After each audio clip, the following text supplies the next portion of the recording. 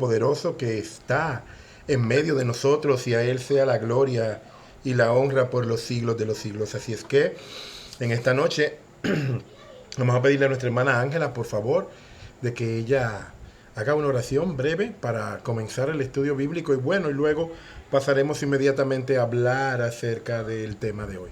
Adelante, hermana Ángela. Amén, gloria a Dios. Buenas noches a todos, el resto del remanente, los que están presentes y los que no están.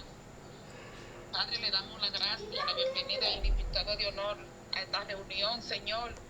Que usted venga glorificándose, Señor, en la vida del pastor, Padre, en el nombre de Jesús, y que ponga cada palabra, Señor, conforme a la medida de fe de cada uno de los que estamos aquí reunidos, Padre, en el nombre de Jesús, que usted venga glorificándose grandemente, y le damos la gracia, Señor, porque no nos presentamos delante de usted con la mano vacía, Señor.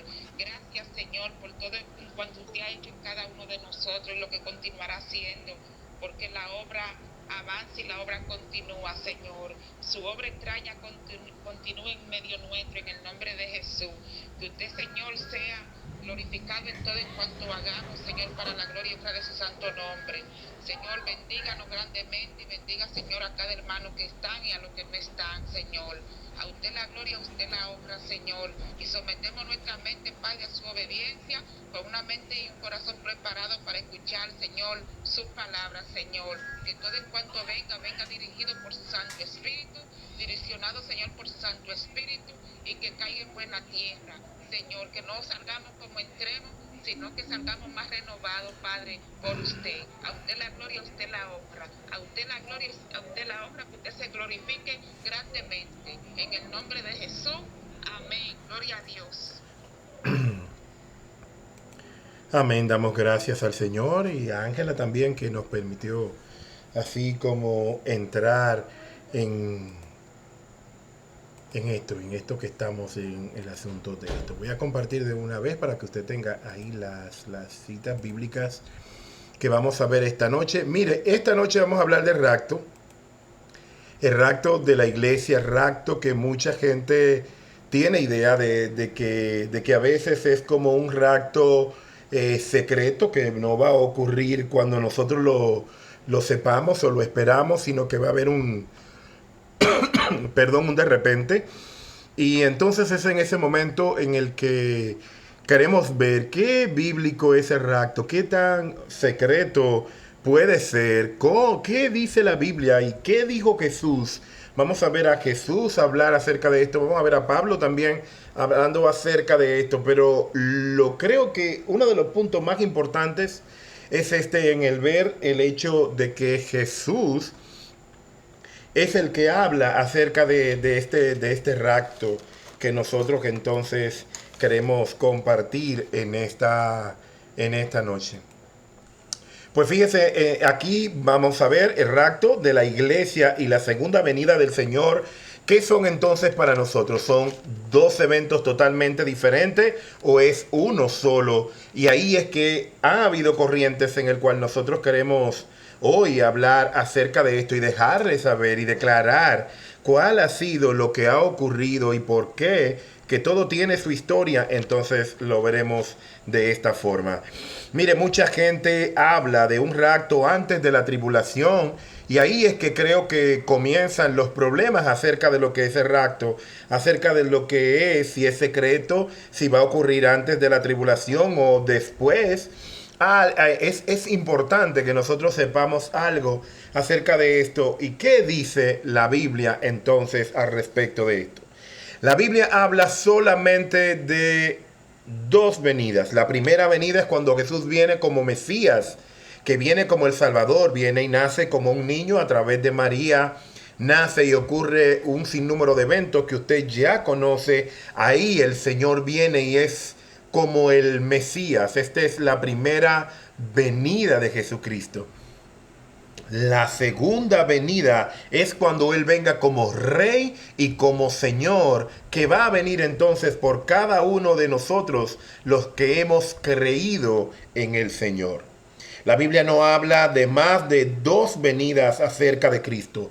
No, la Biblia no habla acerca de diferentes venidas. Si hubiera un rapto de la manera en la que nosotros, por ejemplo, muchos creyentes hemos creído durante mucho tiempo, entonces ya sería una tercera venida. ¿Por qué? Cristo vino como un Mesías. Después vendría como un arrebatamiento de la iglesia que se llevaría a la gente. Y que después entonces vendría una tercera vez, que es cuando va a venir un encuentro, que en Hebreos 9, versículos 27 y 28, nosotros lo vamos a leer en un momentito, pero que ya está ahí en la pantalla. Si es que mire, la Biblia no habla de dos venidas. La Biblia habla que la iglesia será arrebatada. Pastor, pero ¿esto qué es? Entonces, la iglesia será arrebatada, pero no es que el arrebatamiento es un evento aislado, sino un evento que se va a dar en la misma segunda venida, como lo declara la palabra. No hay un rapto secreto, como creemos muchos cristianos, que durante mucho tiempo nosotros hemos creído que va a haber un rapto secreto, que el Señor un día va a venir. Inclusive hemos tomado versículos bíblicos como el hecho de que bueno, cuando que será uno tomado y otro será dejado. Vamos a ver la importancia y la interpretación entonces de estos momentos bíblicos, y entonces ahí lo tendremos para que podamos verlo de una sola vez. Ahora sí vamos a leer nuestro primer momento de la escritura, que está en Hebreos capítulo 9 versículos 27 y 28, y dice así: de la manera que está establecido para los hombres que mueran, oiga bien, está subrayado ahí, una sola vez, y después de esto el juicio. Así también Cristo, que fue ofrecido una sola vez para llevar los pecados de muchos, y aparecerá, dice la palabra en Hebreos, por segunda vez, sin relación con el pecado, para salvar a aquellos que le esperan. Es el primer versículo bíblico donde vemos que hace un énfasis en lo que es entonces la palabra del Señor. Continuamos entonces mirando esto. La primera venida ya se cumplió. Cristo fue ofrecido una sola vez y aparecerá una sola vez. Oiga bien, como lo declara la palabra, sin relación con el pecado. Entonces vendrá y esto acontecerá. La primera fase es Cristo como Mesías. La primera venida, Él vino. Ya Él vino. Esa es la primera registrada. La segunda, cuando venga como un rey vencedor. No existe una tercera fase o un tercer rapto en medio de estas dos venidas, que ahí es que ha venido una corriente que ha introducido, y esto nació en el siglo XIX, entre el siglo XIX y el siglo XX, y esto vino por alguien que lo introdujo porque tenía el interés de que, bueno, anunciarle a la iglesia: el Señor te va a ayudar a escapar del sufrimiento. Hay algo muy delicado en todo esto, porque los cristianos en el día a día nos vamos dando cuenta en el que el sufrimiento no es algo en el que el Señor salta de una manera como, bueno, voy a quitar a mi iglesia para que no sufra. Voy a quitar a que mis hijos no sufran. Si no, soy siendo sincero, nos enfermamos. Nos duele cuando tenemos pérdidas. Nos duelen momentos que son importantes en la vida. Nos duelen. Y es entonces donde vamos a ver todo esto en esta noche. La Biblia sí habla de un arrebatamiento. Eso sí, es bíblico el arrebatamiento. Pero que bueno, mire aquí en Primera de Tesalonicenses capítulo 4, versículos 16 y 17, dice así la palabra del Señor. Porque el Señor mismo, con voz de mando y con voz de arcángel y con trompeta de Dios, descenderá del cielo. Y los muertos en Cristo, resucitarán primero. Luego, nosotros los que vivimos, los que hayamos quedado, Dice la palabra, seremos arrebatados. Hay un arrebatamiento, ¿eh? Yo le he dicho eso. Sí hay un arrebatamiento. Seremos arrebatados juntamente con ellos en las nubes para recibir al Señor en el aire. Y así estaremos siempre con el Señor. No son dos eventos aislados. Es que en un momento se van a dar el arrebatamiento y el levantamiento. Seremos arrebatados. ¿Quiénes? Los que hayamos quedado, los que estén vivos, los creyentes que estén vivos van a ser arrebatados. ¿Por qué? Porque va a haber una parte en el que cuando vengan, dice la palabra, los muertos que en Cristo van a resucitar primero. Esos tienen primicias. Los que han muerto en Cristo. Luego, los que están vivos, que creen en Cristo, será esa parte que será levantada. ¿Por qué? Porque ya los primeros se levantarán con un cuerpo que es, y declara la palabra, un cuerpo incorruptible. Ellos lo van a recibir primero que nosotros. Luego, los que hayamos quedado con vida, seremos ¿qué? Arrebatados de este mundo, porque ya ellos fueron hechos primero. Y luego se juntarán todos en las nubes. ¿Para quién? Para recibir al Señor. Que cómo se fue, lo dicen Hechos. El Señor viene y está reunido con sus discípulos. Mi esposa me deja saber si estoy hablando un poquito rápido. Pero ahí viene entonces esa parte y Cristo se va en una nube. ¿Cómo se va el Señor? ¿Cómo se va el Cristo que resucitó, que estuvo cuántos días con nosotros? 50 días estuvo en la tierra dando testimonio de lo que había sucedido con él, la importancia del testimonio.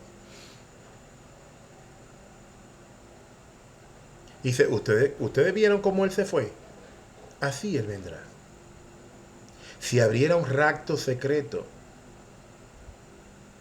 creo que violenta lo que dice la palabra al respecto.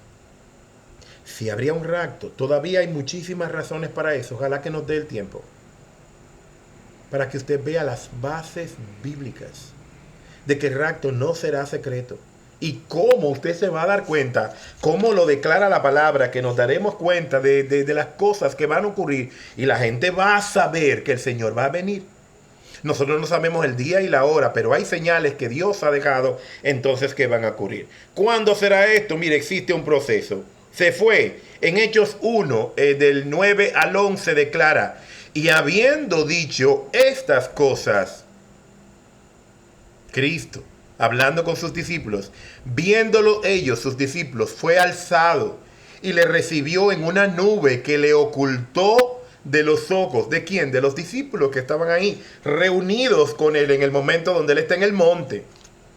Y estando ellos con sus ojos puestos en el cielo, los discípulos, entre tanto él se iba, he aquí se pusieron junto a ellos dos varones con vestiduras blancas.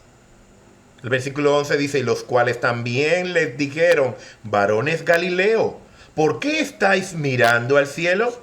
Este mismo Jesús que ha sido tomado de vosotros al cielo, oiga lo que dicen los varones Galileo, los varones con vestidura blanca, este mismo Jesús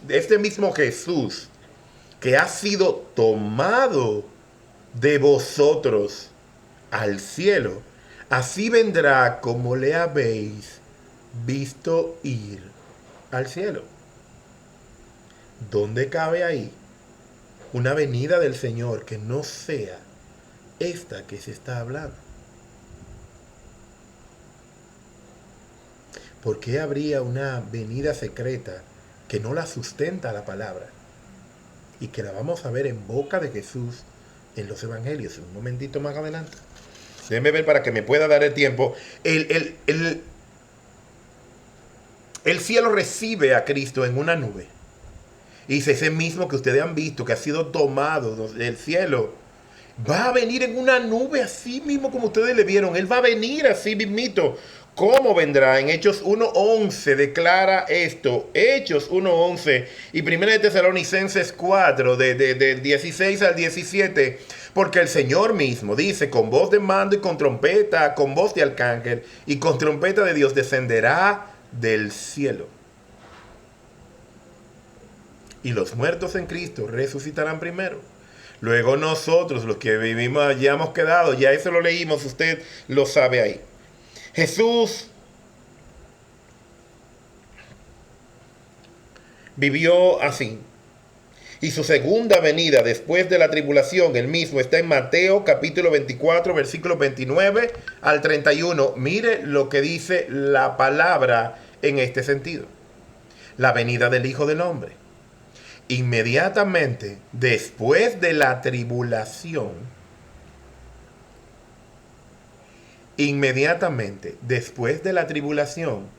de aquellos días, el sol se oscurecerá y la luna no dará su resplandor, y las estrellas caerán del cielo, y las potencias de los cielos serán que conmovidas. Todo eso resulta espantoso. ¿Cuál es la señal que hay aquí? Inmediatamente, mire, habla de una tribulación, la Biblia. La venida del Hijo del Hombre le está diciendo, oiga esto. La Escritura ha sido creada por Dios.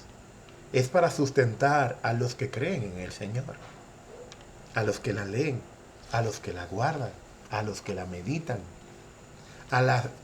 aquellos que le dan importancia, aquellos que le aportan valía a lo que el Señor ha dejado como un testimonio escrito porque creemos en Él. La Biblia no es para aquellos que no creen. Y le está diciendo aquí, inmediatamente, Jesús le está hablando a sus discípulos, a su pueblo, después de la tribulación.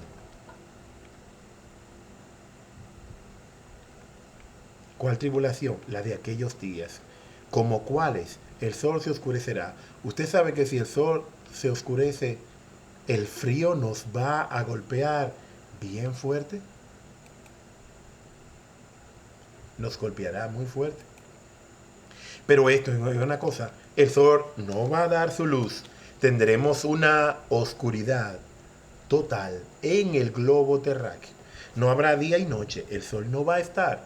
Lo que hace día y noche es el sol, por la sombra y la parte que ofrece su luz.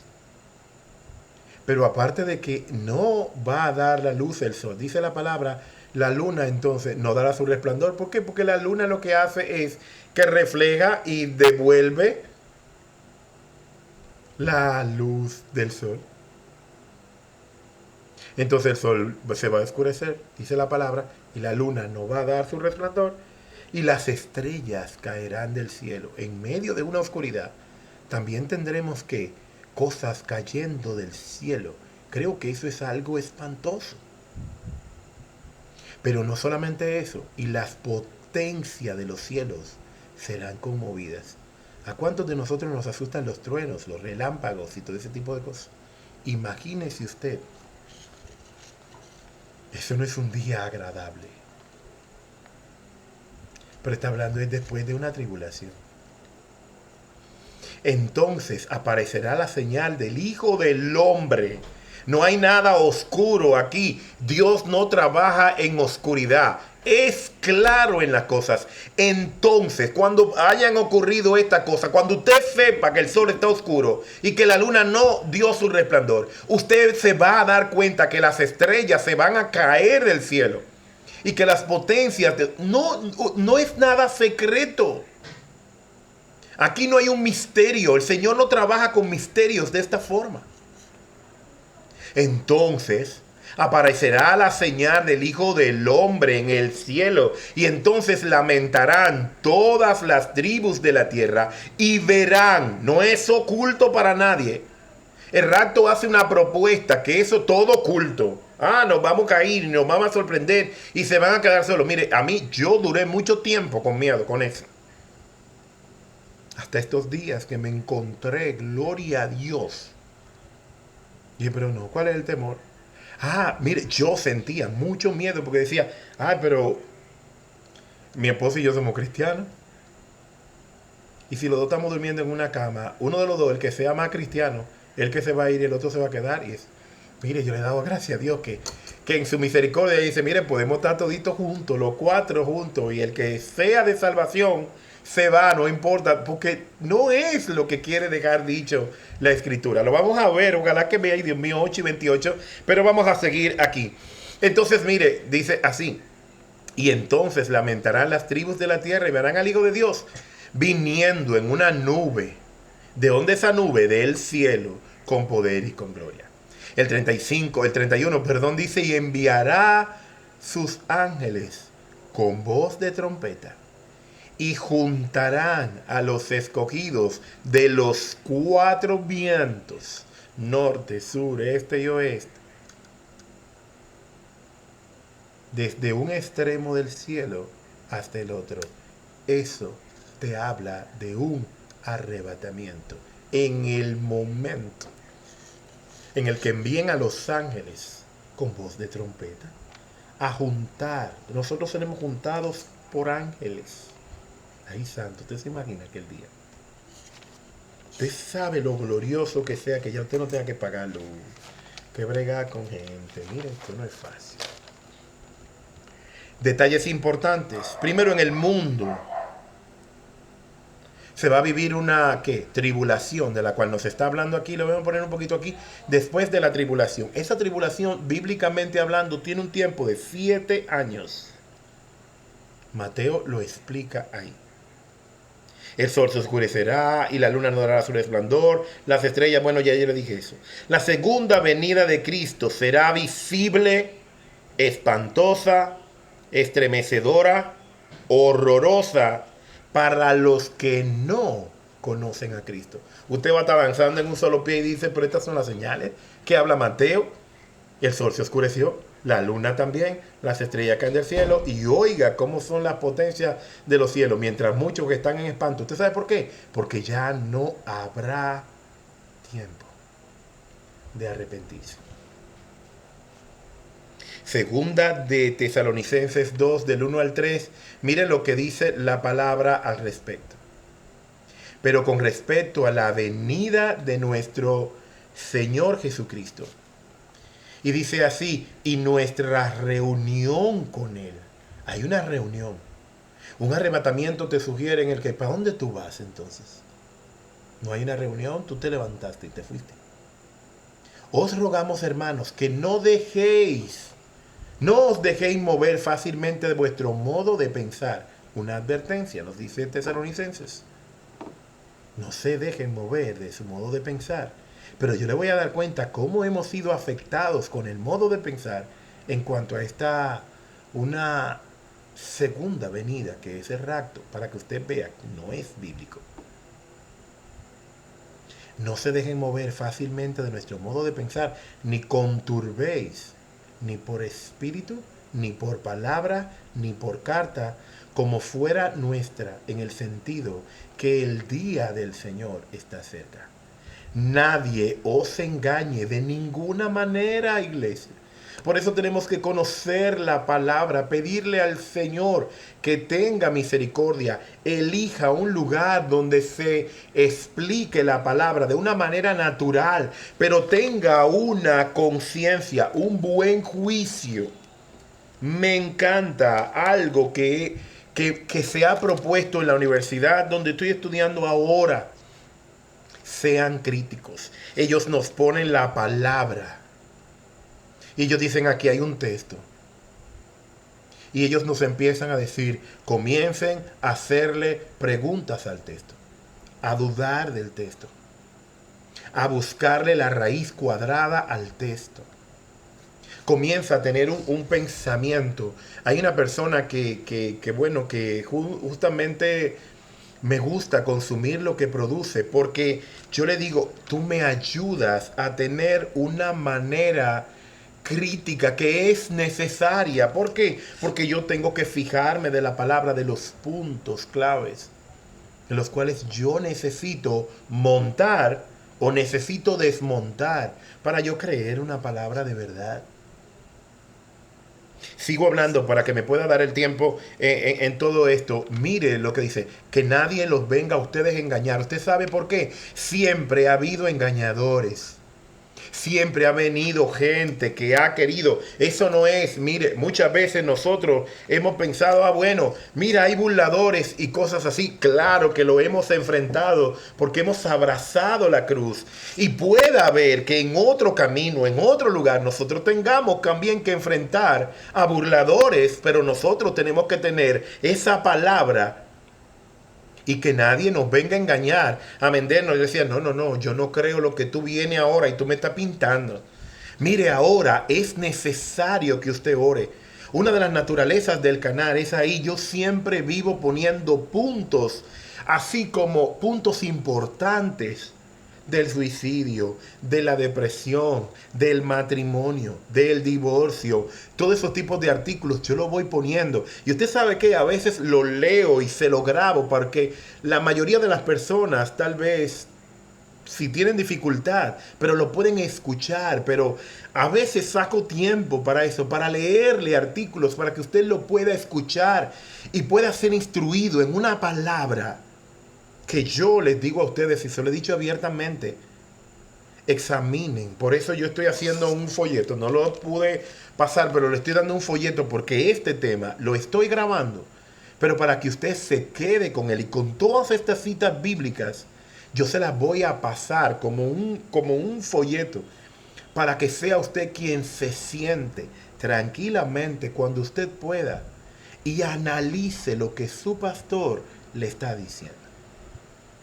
No todos los pastores decimos eso. Ese chico que yo le digo a ustedes se llama Richie, él es mexicano.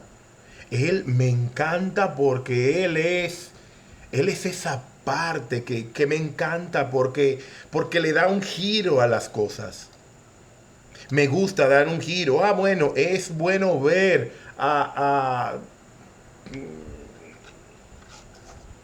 bueno, qué sé yo.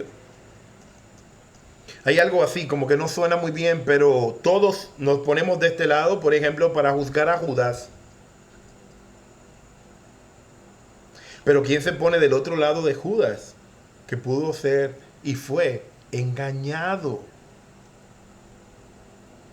Algo se le abrió en el corazón. Es como, está bien, lloramos por Jesús de este lado. Pero por Judas, ¿quién? No es que estoy defendiendo, bueno, él es el engañador. No, Judas fue un hombre que obedeció al plan de Dios. Pero hubo que llevar ese corazón a obedecer al plan de Dios.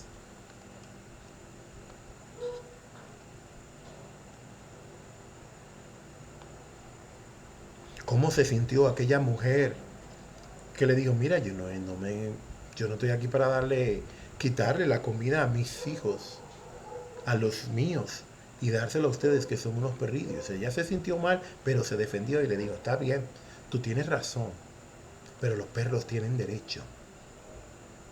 Es esa otra parte que nosotros necesitamos tener en la palabra para decirte, está bien, Señor, yo he pecado, pero tu palabra dice, está bien, yo fallé, está bien, yo mentí, está bien, yo hice, pero tu palabra dice que por amor a tu nombre, y ahí hay un tipo de oración que nos lleva.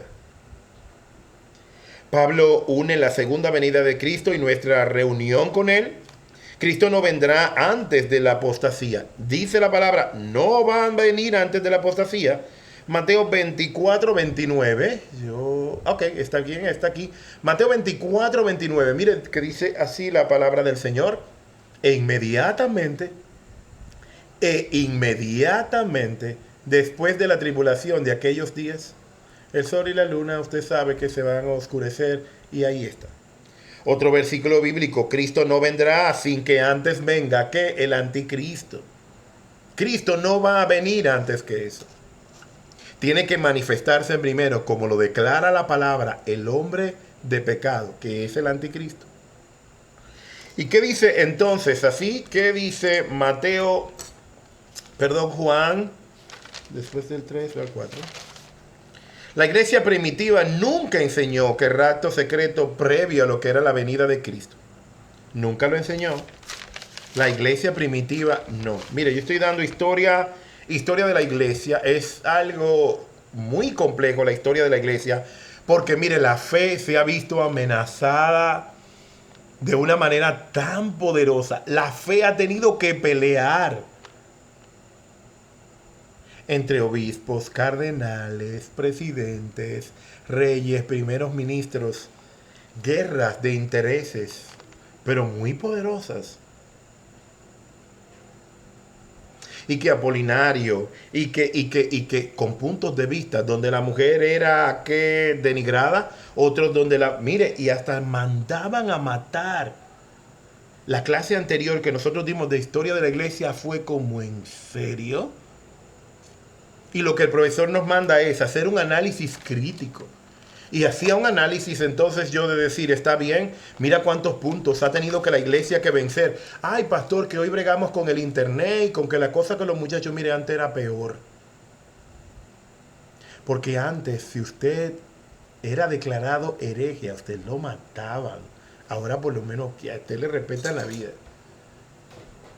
Pero la iglesia ha tenido que luchar por intereses personales. Otros hacían cosas por dinero, otros por beneficios propios para acomodar inclusive su pecado, su manera de pensamiento, su manera de conducirse. Y la historia de la iglesia quería ser comprada, quería ser vendida. Perseguían a los que creían. Los que creían tenían que irse, reunirse en catacumbas. Era algo que hoy día nosotros estamos un poquito mejor.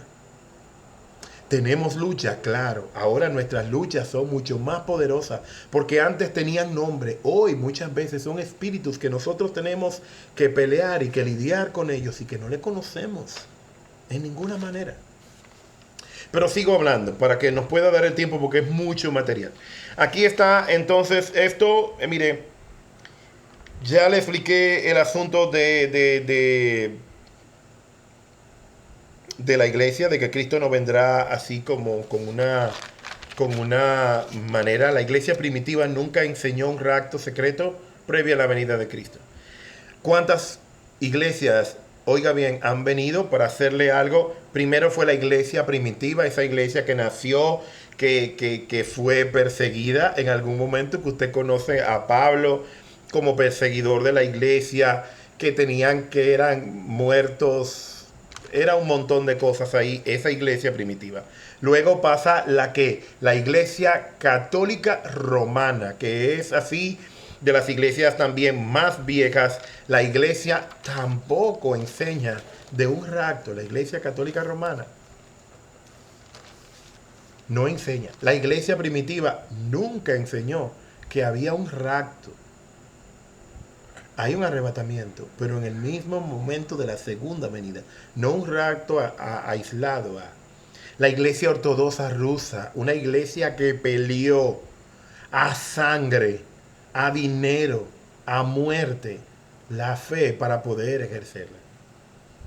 La iglesia griega, la iglesia evangélica, los evangélicos nunca.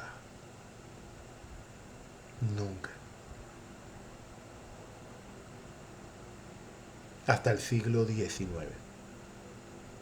El siglo XIX se le apareció a alguien que empezó a hablar de estas cosas, pero no eran bíblicas. Les voy a explicar. Así todas las iglesias, desde el primer siglo hasta el siglo XIX e inicio del siglo XX, nadie ordenó esto. Nadie habló de un rapto secreto.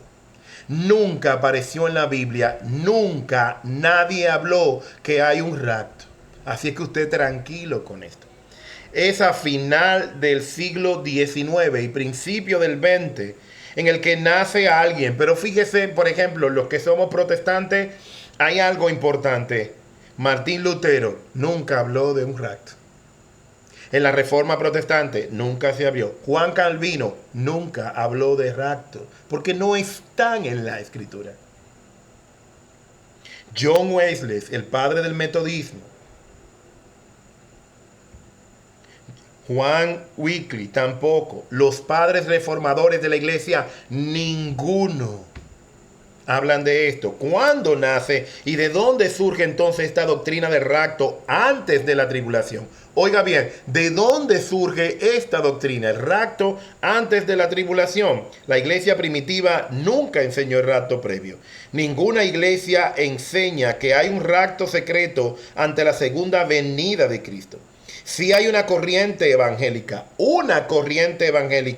que ha creado entonces esta teoría. ¿Qué enseñó la iglesia primitiva? La iglesia primitiva enseñó que había una sola venida de Cristo visible, Mateo 24, Hechos 1, gloriosa y posterior a la tribulación. Posterior es siguiente a la tribulación. No hay una buena noticia para nosotros, pero la iglesia va a pasar, bíblicamente hablando, por la tribulación. Ahora bien, hay una palabra de sustento para el pueblo en el momento de la tribulación. ¿De dónde surge la idea entonces del rapto después de la tribulación? Al final del siglo XIX, 1882, John Nelson Darby es la primera persona que comenzó a hablar de esto. ¿Y por qué él lo hizo? Mire, antes de ese siglo XIX no existía esa doctrina, pero él vino y, bueno, sistemáticamente él comenzó a hablar del dispensacionalismo. Y es ese: Dios nos va a sacar del sufrimiento. ¿Puedo hacer una pregunta con mucha confianza en esta noche?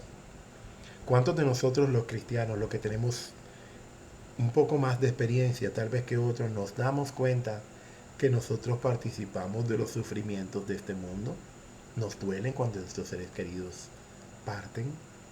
Nos duele cuando nos pasan cosas, lloramos, nos afanamos. Jesús también lo hizo. Tengo que ser sincero.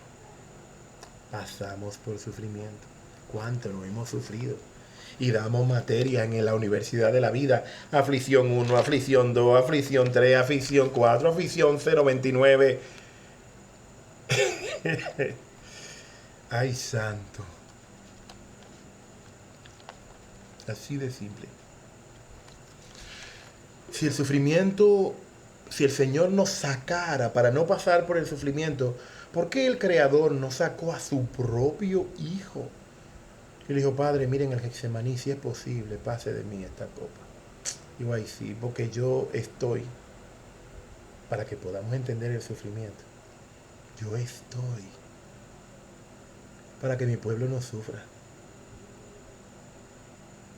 El Creador se llenó de así, se le ablandó el corazón, como a nosotros se nos ablanda el corazón cuando nuestros hijos pequeños están pasando por algo. Dice: no, vamos a cambiar la historia para que mi hijo no sufra. Él no lo hizo. Hay 3 puntos importantes que, bueno, ya casi estoy llegando a él, que me han dado mucha fuerza y me han dado mucho valor para seguir. Mire, este John Nelson Darby vino en un momento interesante y le dice a la iglesia: miren, la iglesia no debe sufrir. El Señor no quiere que sus hijos sufran. Suena bonito, pero no es bíblico. Y en la Biblia de Scofield del 1909, entonces habla de ese dispensacionalismo que comienza solo, oiga bien, en esa Biblia y en esos comentarios bíblicos, no literalmente, comienzan a hacerse interpretaciones por un humano del siglo XIX-XX. Es que él empieza a entender: no, el Señor no nos va a dejar pasar por el sufrimiento. A él se le olvidó que Daniel y sus amigos, uno en el horno y otro en el foso de los leones, el grupo de amigos en el horno. Y el Señor le dice: no, yo te voy a librar, yo te voy a librar. Pero el Señor le permitió estar en el horno. Él permitió que entraran al horno. Ahora bien, Él permitió esto, que fueran al horno, pero Él los libró del fuego del horno. Ahí sí es bíblico. En la tribulación va a ocurrir esta cosa. Pasarán muchas cosas, pero el Señor a los que son suyos les librará. Vamos a ver qué dice Jesús un poquito más adelante. Así entonces esta persona, John Nelson Darby, se le ocurre que habrá un rapto antes de la tribulación para que la iglesia no pase con eso. Pero eso es algo él propio, que él lo hizo. Y vuelvo a Pablo que le dice, tengan cuidado de su manera de pensar. Hay mucha gente que está dando muchas cosas. Usted entra a las redes sociales y usted ve mucha gente predicando un evangelio nuevo. Por ahí anda uno que es con un rapero y él dice, no, yo estoy más adelantado que Cristo. Cristo ya está desfasado, yo soy el que estoy más moderno que Cristo. Cristo ya pasó de moda, el que está en onda soy yo. Decía, pero mira el diablo aquí, de una manera elegante. Tenemos que tener cuidado, ¿por qué? Porque tenemos que manejar. Me encanta la versión de la Biblia en las Américas por eso. Y te dice, para que tú manejes con precisión. Y mientras Dios me dé vida, salud y juicio, vamos a hablar con precisión en el nombre de Jesús, de la Biblia, aunque no nos convenga. Pastor, ¿pero por qué te dice eso? Claro, porque a mí me conviene no pasar que haya un rapto, pero que no hay un rapto. Yo voy a pasar por un sufrimiento. Ahora, en el medio del sufrimiento, el Señor ha prometido que como tuvo con David, que como tuvo con Cristo, porque eso no es lo que yo he visto de mi Creador.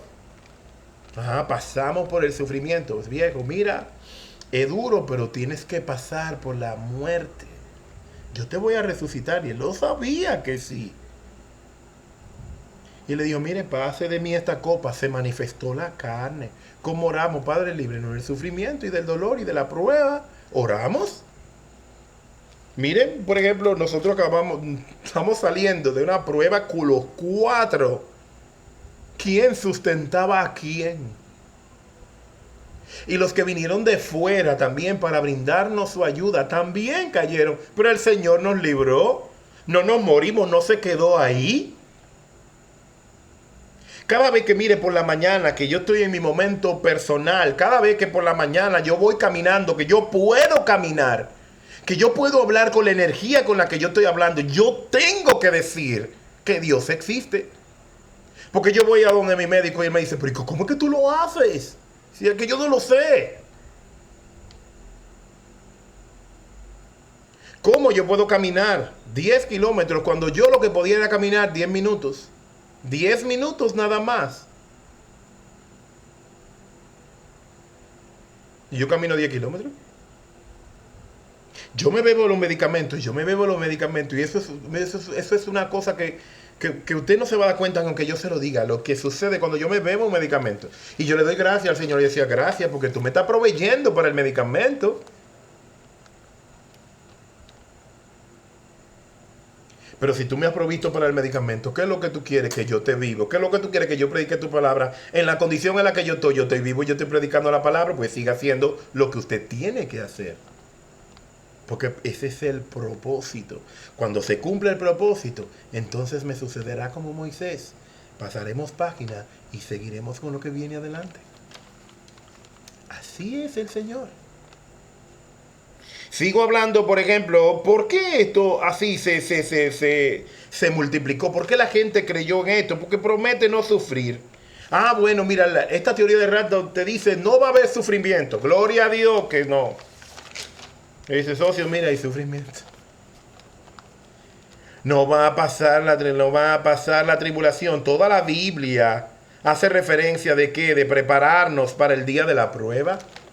Hoy la Biblia no te está diciendo. ¿Usted sabe por qué existe Apocalipsis? Ese libro que nosotros le tenemos temor. Un día vamos a llegar hasta Apocalipsis. Apocalipsis es el libro, es la receta para el pueblo de Dios. Para que sepa lo que viene. Se le está anunciando porque el que no cree no lee la Biblia. Y si la lee no la entiende. Eso es para eso. Si no hubiera tribulación, no tuviera Apocalipsis ahí para decirte, coja su rumbo. Eso es lo que te está diciendo Apocalipsis. El mensaje de las 7 iglesias, en los primeros capítulos, el mensaje de las 7 iglesias te está diciendo, yo estoy hablando contigo para que tú sepas que aquellas cositas que hay que quitar es tiempo de quitarlas.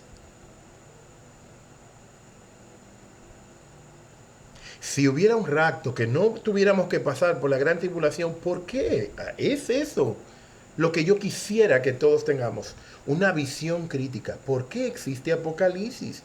Apocalipsis es un libro escrito para la iglesia en el tiempo de la tribulación, para que tú sepas cuál es el orden, los 7 sellos, cuál es el primero, cuál es el segundo, qué viene después, para que usted conozca los tiempos. Y todos los que hemos leído la Biblia, nosotros estamos entendiendo este tiempo, la guerra de Estados Unidos con Irán. Vaya Daniel para que usted se dé cuenta de que esa guerra es este tiempo. Y esta guerra va a abrirle una guerra, una que se llama Gog y Magog, que ahí esa es de los tutumpotes, de todas esas potencias grandes. Que el plan de economía, que el siguiente encierro, que el siguiente virus que ya está inventado, todo eso para los que oran. Yo conversaba con alguien y él me decía, ¿y cómo es que tú sabes todo eso? Y yo decía, no es porque uno ora, no es porque uno tiene una varita como Moisés. No, no es eso. Juan 16:33 dice, todas estas cosas yo las he hablado. Y eso es Jesús que está diciendo esto. Para que en mí tengáis paz. En el mundo yo lo voy a quitar de la aflicción y yo voy a hacer un rapto, dice el Señor. No, en el mundo tendremos aflicción.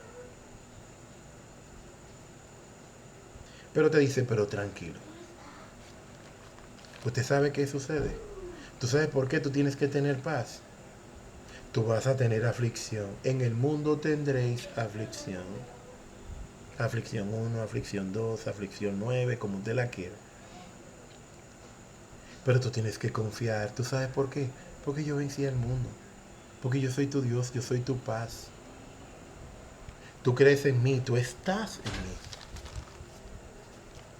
¿Qué es lo que propone el rapto? Ese rapto, ese tipo de arrebatamiento secreto, que tú no tengas aflicción, pues entonces está en contra de lo que es la palabra. Sigo leyendo esto.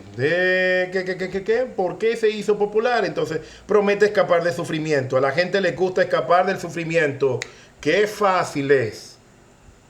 Pero a veces la prueba hay que vivirla completa. Un mes tosiendo, que si tose te marea.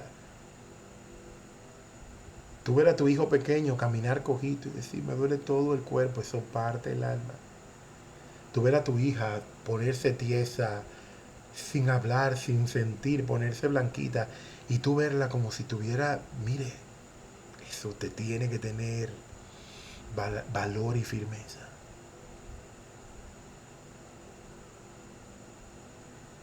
Y pasamos por ese tipo de aflicción.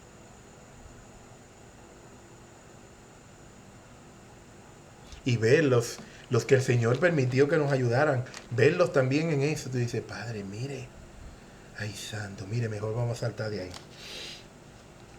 Usted sabe qué sucede con el rapto, simplifica la profecía. Ay, es mejor creer que hay un rapto y eso hace simple la profecía. Si una instrucción para la iglesia, ¿qué sentido tendría entonces? Ah, no, el rapto viene y ya todo se acaba. El Apocalipsis no es para nosotros, el Apocalipsis es para nosotros porque fue escrito para nosotros. El mundo no lee la Biblia, el mundo no cree. ¿Quiénes son los que creen? Los que leemos la Biblia, los que somos cristianos. Los que estamos ahí, mi madre, me quedan 3 minutos. Mire, si la iglesia desaparece desde el capítulo 2, hablando de Apocalipsis, ¿para qué entonces hay un libro de instrucciones como el Apocalipsis que es para la iglesia? ¿Qué va a ocurrir entonces si la iglesia no está desde el capítulo 2 hasta el capítulo 19? ¿Dónde está la iglesia? Bueno, se fue con el Señor. Entonces, ¿por qué y para quién fue escrito el Apocalipsis?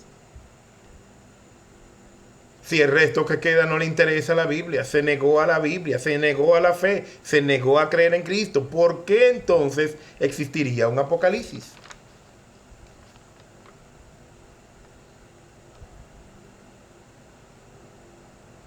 ¿Por qué el rapto fue difundido? Oiga bien, para que usted conozca que bregamos con muchos enemigos. El rapto fue difundido por libros y ha sido difundido por libros. Se escribe, yo he estado mirando en esta semana muchos libros que hablan de rapto. Y nosotros también, los cristianos, ciertos cristianos. Hay predicaciones, hay películas, hay libros, hay testimonios. No, y fuimos levantados. Es como así. Yo soy sincero, yo no siempre creí que las cosas fueran así. Hasta que un día el Señor en su misericordia permitió abrir la palabra a esto. No es que lo sabemos todo. Y como dice Pablo, yo no lo pretendo saber todo, Dios me libre. Pero en su misericordia vamos avanzando. Ay, santo, me quedan ya así, la página 7. Jesús nunca prometió que la iglesia escaparía de la tribulación. Jesús le advirtió a la iglesia, atentos, vendrá un tiempo de tribulación, atentos, vendrá angustia. Dejen el pecado atrás, no vivan así, dados al pecado, porque vendrá una gran tribulación. De estas cosas Jesús dice, os he hablado para que en mí tengan paz, va a venir una gran tribulación. En el mundo tendréis aflicciones, iglesia, te dice Jesús, pero confía que yo he vencido el mundo. Jesús fue sacado antes de ir a la cruz. Cristo pasó por la hora de la prueba. Cristo pasó por la hora de la prueba. Hechos 14, 22. Usted sabe lo que dice. Voy a leer. Permítame unos minutitos nada más para dejar esa parte ahí. Hechos 14, 22 dice, confirmando los ánimos de los discípulos y exhortándole que permaneciesen en la fe. Y diciéndoles es necesario a través de muchas tribulaciones nosotros entremos. Ay, santo. Se lo voy a poner un chin más grande por si usted no lo ve. Confirmando los ánimos de sus discípulos. Eso está en Hechos 14, la iglesia primitiva. Exhortándole a que, mire, permanezcan en la fe todo el tiempo. Por eso es que nos reunimos y cantamos los domingos y estamos ahí. Es eso, mire, para permanecer en la fe. Y le decía, es necesario que a través de muchas aflicciones, ahí está, dice, no es aflicciones que dice, muchas tribulaciones, entremos en el reino. Y sigue entonces diciendo la palabra así como bueno, esta parte en Juan 6, 39, 40 dice, y esta es la voluntad del Padre que el que me envió, que de todo lo que me diere, no pierda yo nada, sino que lo resucite en el día postrero. Y esta es la voluntad del que me ha enviado, que todo aquel que ve al Hijo y crea en Él tenga vida eterna, y yo le resucitaré en el día postrero.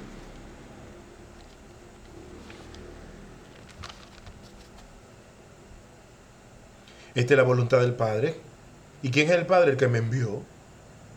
Que de todo lo que Él me diere, ay santo, mire, yo leo ese versículo y a mí me da una cosa.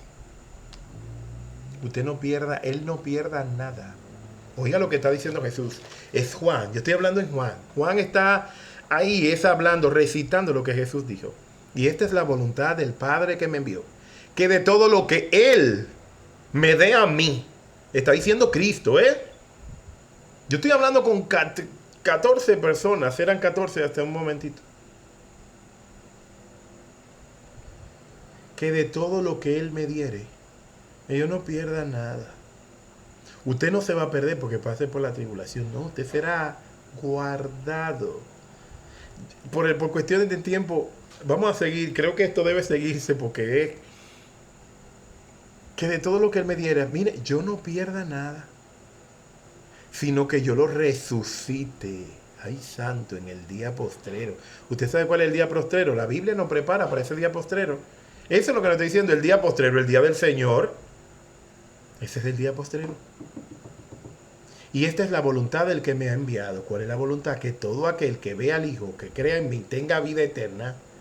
Y que yo, que soy Cristo, el que voy a resucitar de los muertos, yo le voy a resucitar a ellos en el día postrero. La última trompeta, oiga bien, la última trompeta no permite dos eventos. Primera de Corintios 15, del 51 al 52 dice: aquí os digo un misterio. No todos dormiremos, pero todos seremos transformados. En un momento, en un abrir y cerrar de ojos, al final de la trompeta, porque se tocará la trompeta y los muertos en Cristo resucitarán incorruptibles y nosotros seremos, los que estamos vivos, nosotros seremos transformados. La venida de Cristo será visible para todos. Aquí está. Apocalipsis 1:7. He aquí el que viene con las nubes y todo ojo le verá. El rapto te dice, no, nadie lo va a ver, nadie va a saber. No, todo ojo lo va a ver. El sol se va a poner oscuro, la luna también, las estrellas se van a caer, las potencias de los cielos van a sonar. Y entonces todo ojo le verá. Y todo ojo le verá, ¿por qué? Porque va a venir en la nube. ¿Cómo él se fue? En una nube. ¿Cómo vendrá? En una nube. ¿Cómo el Señor se fue? Resucitado Él. ¿Cómo Él te va a traer hacia ti? Hacia Él. Resucitado. Un cuerpo transformado. Y los que hayan muerto van a resucitar primero. Yo creo que ya estamos terminando, ¿no? Bueno. Apocalipsis 3, por cuanto he guardado la palabra de mi paciencia, yo también te guardaré de la hora de la prueba que ha de venir sobre el mundo entero. Mire ahí, deme 5 minutos más para que creo que podemos terminar. Apocalipsis 3:10 te dice, por cuanto has guardado mi palabra. Te está diciendo Apocalipsis 3. Si no hubiera iglesia después del capítulo 2 de Apocalipsis, como sugieren muchos, con el arrebatamiento. Apocalipsis 3 dice, porque tú has guardado la palabra de mi paciencia. Yo también te guardaré de la hora de prueba que ha de venir, la tribulación sobre el mundo entero, para probar a los que moran sobre la tierra. Tú serás guardado de la tribulación, iglesia. Es lo que dice la palabra. Y viene aquí otra cosa, porque en 1 Tesalonicenses 5:9, porque no nos ha puesto Dios para ira. Usted y yo no estamos para ira, sino para alcanzar salvación por medio de ¿quién? De nuestro Señor Jesucristo. Aquí está, y aquí vamos. Los versículos bíblicos donde algunos se equivocan. Ahí están. ¿Por qué a muchos se han equivocado cuando hablamos de rapto? Ahí. ¿Dónde dice que es un rapto? No, no dice. Dice, porque tú has sido guardado. Esto es un versículo que utilizan muchos, donde se equivocan al entender que el rapto es el levantamiento, que bueno, que va a haber una parte de la iglesia que se fue y que todo lo otro se queda aquí. No. Yo te guardaré de la hora de la prueba que ha de venir sobre el mundo entero, para probar a los que moran sobre la tierra. Otro versículo que se presta mucho, dice, el Señor guardó a los amigos de Daniel en el horno de fuego. Sí, pero fueron al horno de fuego. Pero el Señor los guardó. Eran hombres íntegros, sí. A los íntegros también pasan por el horno de fuego.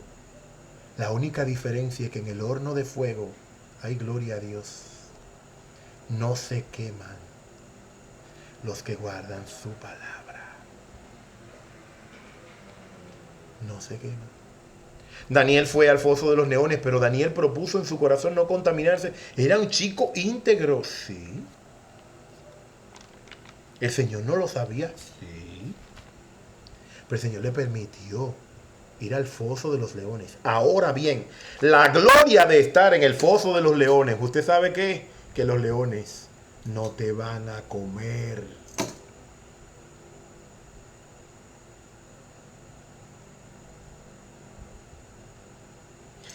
Estamos, mire, en enfermedades que parecen quitarnos la vida, pero la muerte no nos ha tocado, porque el Señor No le ha permitido. Ay, que me dio una cosa que me iba a matar. Sí, ciertamente. Pero no te mató porque Jehová, ay, gloria a Dios, anda contigo, iglesia. Así que cuando usted esté en prueba, que cuando usted esté en proceso, que lo que usted esté, en lo que usted pueda estar, ay, gloria a Dios, tenga la certeza que el que confía en la palabra de Dios, el fuego en el horno no te va a quemar. Los leones en el foso no te van a... ay, gloria a Dios, aleluya. Esta es la parte de la palabra en la que nosotros tenemos que ser sustentados. Bendito sea el Señor, que tiene una palabra de promesa. La última palabra de nuestro Señor es vida para todos aquellos que creen en el Señor.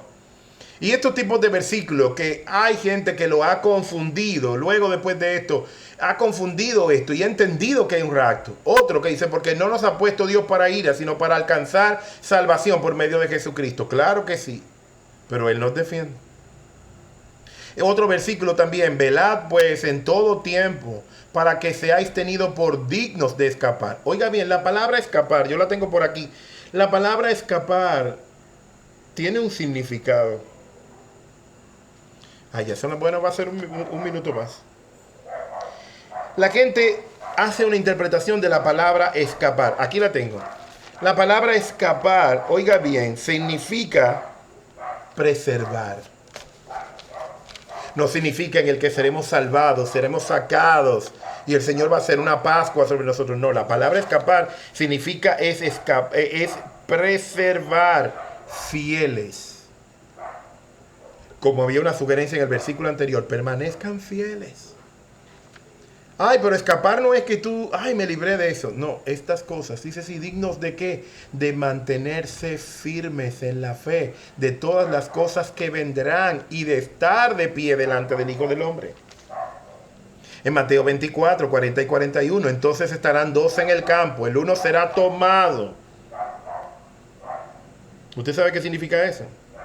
Tomado no es salvado, es llevados a juicio como en los días de Noé. Es la interpretación de esa palabra. Hay uno tomado y otro dejado. Bueno, tomado para juicio. No es que será tomado porque ya tú no vas a pasar por eso. Dos mujeres se están moliendo en un molino y la una será tomada y la otra será dejada. Aquí está la interpretación. Habla de la experiencia personal de Juan. No, esta no es. En Apocalipsis 4:1, que creo que es el último versículo. Después de esto miré, y he aquí una puerta abierta en el cielo. Y la primera voz que oí como trompeta hablando conmigo, digo, sube acá y yo te mostraré las cosas que subirán. Eso es, mire, ese versículo se presta mucho a la interpretación de que puede haber un rapto, pero ha sido mal interpretado. Este versículo lo que señala es la experiencia personal de Juan.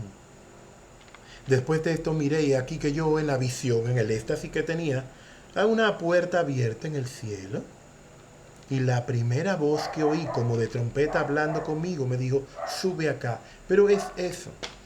Por eso mucha gente dice, no nos vamos. Eso, no nos vamos hasta que el Señor no venga por nosotros, o nosotros muramos y estemos esperando el día grande de Jehová.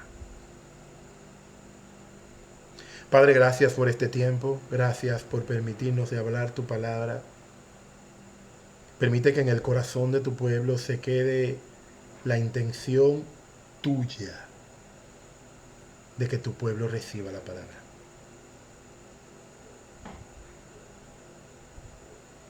Si hemos fallado en algo, tú seas el que a través de tu espíritu puedas graduar y ajustar la palabra a cada corazón. Y que tu palabra se ajuste a nosotros para estar más cerca de ti a través de tu palabra. Que tu gracia, que tu paz, que tu bendición, que tu cuidado, que tu manto esté sobre tu pueblo. Que sintamos tu abrazo, tu compañía, tu sustento. Que sintamos esa forma en la que los amigos de Daniel estuvieron cuidados por ti dentro de un horno sin quemarse. Y el mismo Daniel dentro de un foso de los leones sin que ellos abran su boca para devorarlo. Y aún Jesús que aún en una profunda angustia tú le permitiste pasar por el dolor y la tribulación para resucitarle y darle de tu poder y de tu gloria como has hecho con tu Hijo. Que eso también esté en nosotros como creyentes. En el nombre de Cristo Jesús. Amén y amén. Iglesia, gracias por su paciencia. Gracias por su paciencia. Creo que está grabado. Sí, está grabado. Yo lo voy a